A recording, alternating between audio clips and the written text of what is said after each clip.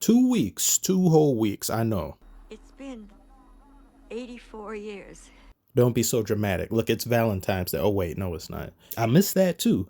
Good news. Good news, though. I saw this, but before I got the chance to see that, I saw this, which left me quite confused because Ant-Man 2 has 80-something% on Rotten Tomatoes. I'm like, surely this can't be worse than that. If I had to choose between watching grass grow and Ant-Man and the Wasp, I would choose grass 100% of the time. And what's worse, that movie isn't really bad, it's just aggressively boring and mediocre. But after watching Quantumania, this kind of gives that a run for its money in some ways. I'd give this movie a D+ at best. I think I'm being a little bit generous. Ant-Man 2, that's a D-. And after that movie, I made a solemn vow to myself that I would not tune in for anything Ant-Man related by himself as a solo outing, because it just wasn't worth it. The 2.5-minute end credit scene of Ant-Man and the Wasp was the only thing that mattered. That other 2-hour nonsense, you could have just skipped it. It was filler as far as I'm concerned. Even Motley Ant right here was more entertaining than that entire movie. But you want to know what changed my mind about seeing this? I am Kang! Kang himself, the only literal reason why I even bother to pay the price of admission.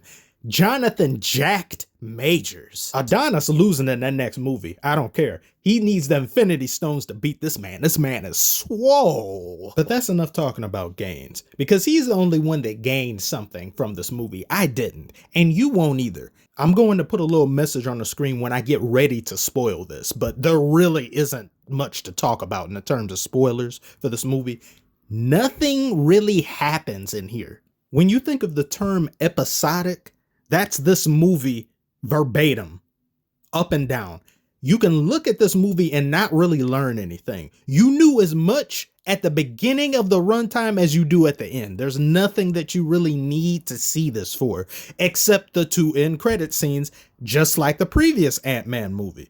And if you've seen Loki, even better. You definitely don't have to see this because you've already seen He Who Remains, which was Kang, but not really, but just a variant. But that's a whole nother conversation. But they do a better job of explaining who he is, what he does, what he's about in Loki than they do in here. I think he should have had more screen time in here. Kang himself isn't on screen enough. It's as if they push him more in the back end because, okay, yeah, this is an Ant-Man movie, but this is supposed to be the guy. He is him going forward. This is the new Thanos, but he supersedes Thanos in so many different ways. So he should have the stage to do more than what you've given him.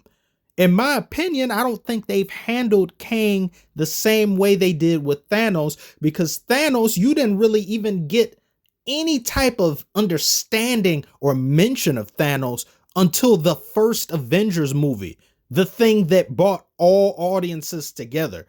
You could maybe skip out on Captain America, maybe on Thor and stuff, but everybody saw Avengers, so everybody became aware of him in that movie. How many of you are going to see Ant-Man? Why would you choose a B-lister, a bench warmer, to introduce your primary villain going forward? I just thought he could have been put in something far greater, but I don't know like exactly where would you put him. I just not an Ant-Man movie, to be honest with you, just anywhere but there. I don't dislike Paul Rudd. It's just Ant-Man is just, he's just there. Doesn't do anything for me, really. Kang himself, Jonathan Majors, he does a great job. I just wanted to see more of him. And the movie itself, it feels like such a Marvel movie. Not doing anything new, not challenging the narratives, not pushing the boundaries. Just what we've done in the past, it works. Some of our lesser releases, just that same formula, copy and paste at a more mediocre level with quips here and there, the same old funny business. This movie was significantly more serious than I thought it would be. I will give it that. Compared to Thor Love and Blunder that was just nonsense for like 70 to 80% of the runtime, this one was pretty serious. But in general, I left feeling underwhelmed, unfulfilled, and just not mesmerized by anything other than, I guess, Kang, but you just didn't give me enough of him. And the movie ends, I'm just like, it just doesn't feel any different from any other Marvel release. Black Panther 2 blows this movie out of the water in terms of quality, writing, storytelling. This is just so painfully generic. And the CGI Marvel, you need to do something about your CGI now. Your CGI is so blatantly bad sometimes. It's just so obvious that I'm just looking at a wall of CGI, just ice cream melting. And this movie is just chocked full of so much CGI that you just like, oh my God, like my eyes kind of hurt. It's because like Marvel CGI just really hasn't changed much at all. Like all the movies have the similar special effects, like the similar look. If you know what I'm talking about, then kind of comment in the comments or whatever. Like, it has that same sludge, muddy type of look. It doesn't really pop. Everything is just there, and you're like, okay, yeah, that's CGI, and okay, more CGI, and that's pretty much it.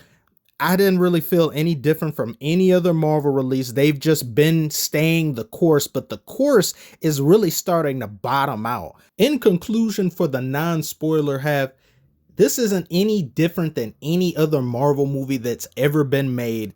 If anything, it's significantly less than some of their slightly better than average movies. It's just all right. Just leave like, okay, I saw Antman. That's it. There's nothing really to talk more about. You're not going to be like, oh, wow, did you see the thing happen? You see, no, not really. Now, when we get to the spoiler section, as I said before, there's not really much to spoil in here. There's so many cliches, man. It's so humdrum in this movie. Like the Kang essentially gets beaten by 3 ants.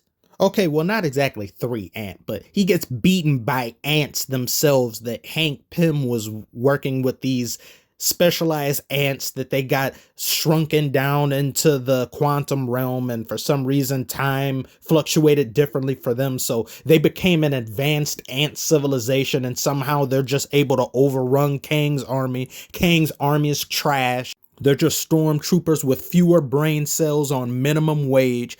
I can't emphasize how incompetent these people are. Multiple times through the movie when they have Scott's daughter captured and whatever the first Wasp, I can't even remember her name. I just don't care. They capture the both of them separately. They both get away because they do some fuck shit behind their arm, and then they go and start beating them up. I'm like, what is up with the security? You can't stop these two? Don't you have them secured or not? Is this the army I'm supposed to be afraid of? No. And when it comes to Kang himself, he was intimidating, and I love how he carried himself and things, but to have him get, I guess, banged around or to be rushed by ant people, just like Ant-Man and them, they're just so lame. When you have such a heavy hitter like this going up against one of your lamest groups or your lamest iteration of heroes, you're like, how exactly do you beat him? Bullshit. That's how they beat them. And they go into the quantum realm, and there's this whole civilization down there that's been subjected to all of these bad things that have happened. Oh, our oppressor Kang, he took over everything. And that there's this sympathetic character that they try to make you care about. She's like, he flattened our homes. He built his citadel upon the bones of my people. We don't get to see her people. There's no backstory for her. She's a nobody. She's fodder. She may as well be an NPC. I don't understand how you don't develop some backstory for any of these people. There's some wacky aliens that are just there to be wacky. They don't have a personality other than just being comic relief until one of them gets killed. There's nothing redeeming in here. There's no one you care about. All you care about is Kang, what he's doing, where he comes from, his backstory, and they spend half the movie playing the pronoun game. They're like, he's looking for you.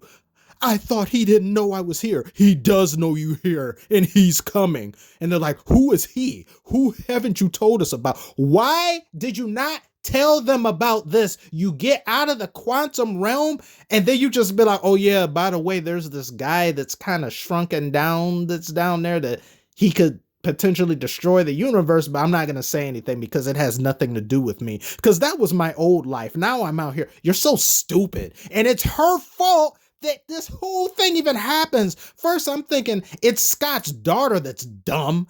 But she's stupid too. Everybody in this movie is dumb. But stupid original OG Wasp, she sees the daughter using the machine and she just unplugs it violently, like you unplug a PS5 while it's on, you dumb fuck. Now the whole thing messed up. You caused the whole movie. Why would you unplug it like that? You're so stupid. I can't, man. Like that's the whole point of this. And then Scott takes he takes this thing with Kang so personally. I guess you could say, yeah, that's because he's holding his daughter captive. And I like that part, how yeah, he did make it personal, but Scott's making this as if this is something that, we have some unresolved thing. We made a deal and you never go back on your word. And that, why are you making this like so personal to you specifically, not your daughter? It's like there was a better story in here that they didn't do. They wanted you to care more than you could possibly. You just can't.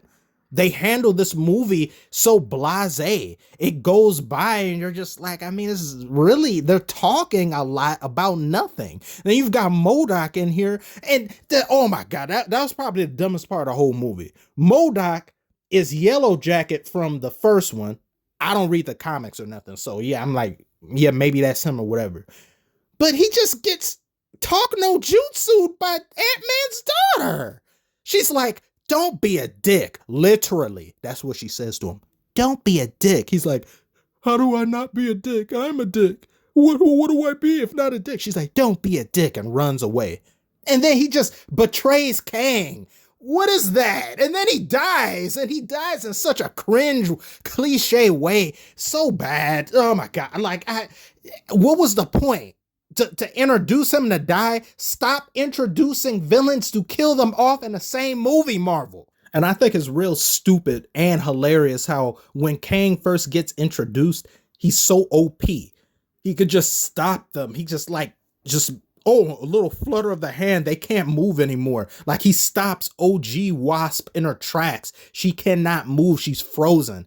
He just flicks Ant-Man and Wasp away, literally flicks them away different time. Like, how do you beat him? And then he just becomes nerfed later on in the movie. He shoots these trash beams that can only kill like 1 or 2 people or evaporate 1 or 2. I'm like, don't you have a blast wave you can do? Ant-Man gets big and he's charging his citadel, and then Kang is like, don't let him near the generator. Don't let that. Go out there and freeze him like you did the other girl. You can't do that to him.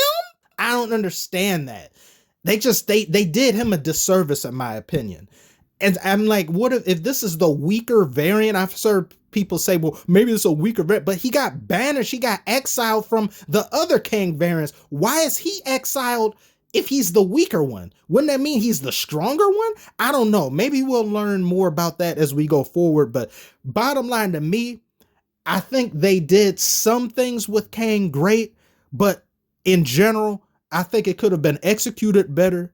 They did him a disservice in the fight being too short. Like before I saw this movie, I heard them say the fight between Ant-Man and Kang was too short. I'm like, well, yeah, I can't imagine it being very long because Kang should whoop his ass unless bullshit gets pulled from nowhere. And it does. A whole swarm of ants, a whole swarm of this civilization trying to fight that Scott's daughter rallies them together like, even though we always don't see eye to eye, or we all have to stand up for what's right, and that she's galvanizing all of these people who have been left behind or who feel like the war is lost. I'm like, we don't know you. We don't know your struggle. We don't care about you.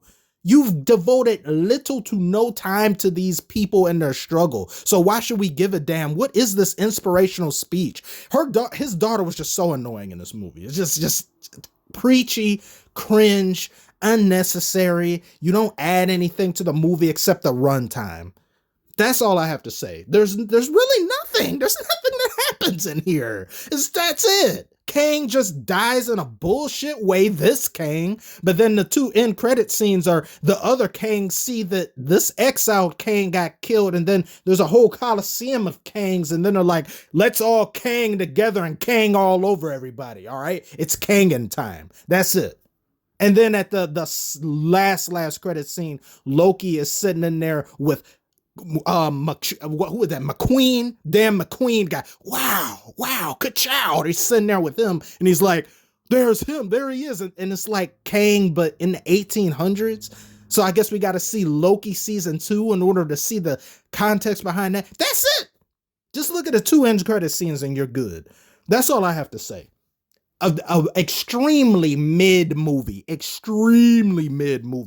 D+ at best. So if you've made it this far, tell me what you think below. Did you see the movie? You plan on seeing it? Do you think Marvel is just going down the gutter in a slow way or fast way or something? I've really just lost interest, to be honest with you. I just this ain't it. I was expecting better. But that's it. That's enough talking for now. I want to thank you so much if you made it this far, of course. Like, comment, subscribe if you're new. I'll see you on the next one.